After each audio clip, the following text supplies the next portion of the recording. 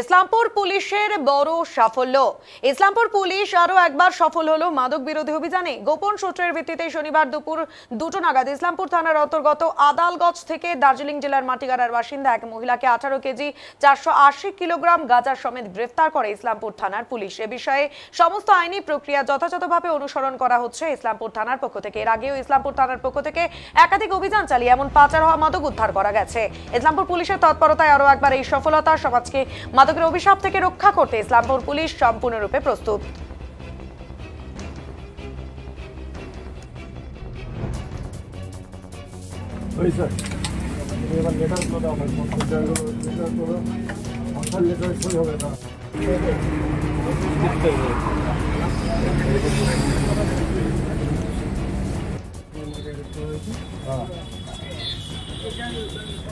জানাতেন কোথা থেকে নিয়ে আসছিলেন?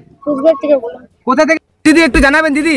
দিদি প্লিজ একটু বলবেন দিদি, কারা কারা আছে এই মাদক পাচারে, কারা কারা আছে দিদি, কি ছিল দিদি বলবেন একটু প্লিজ দিদি। দিদি এদিকে একটু দিদি, বলছিলাম কারা কারা আছে বলছেন দিদি। বাড়ি কোথায়? আপনার নামটা একটু জানাবেন দিদি। বাড়ি কোথায় দিদি?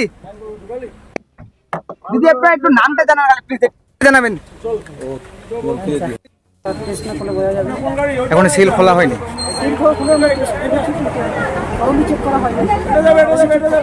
ওজন করা হয়েছে। কত কেজি হয়েছে মনে হচ্ছে? যে গাঁজায় কি অভিযান, এটাকে আগে থেকে খবর ছিল? না, পুলিশের কাছে খবর ছিল, এমনি রুটিন চেকিং এর মতো ছিল, সেই চেকিং এ ধরা পড়েছে। এখন কি প্রসিডিউর? বাকিটা পুলিশের কাছে আমার প্রেজেন্সে দেওয়া হলো, বাকিটা ওরা অ্যাকশন নেবে। রামগঞ্জ পুলিশ ফাঁড়ির রামগঞ্জ পুলিশ থেকে।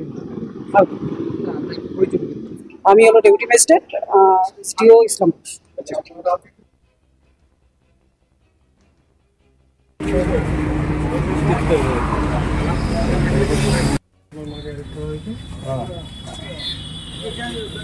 এখানে ছেলে নাকি?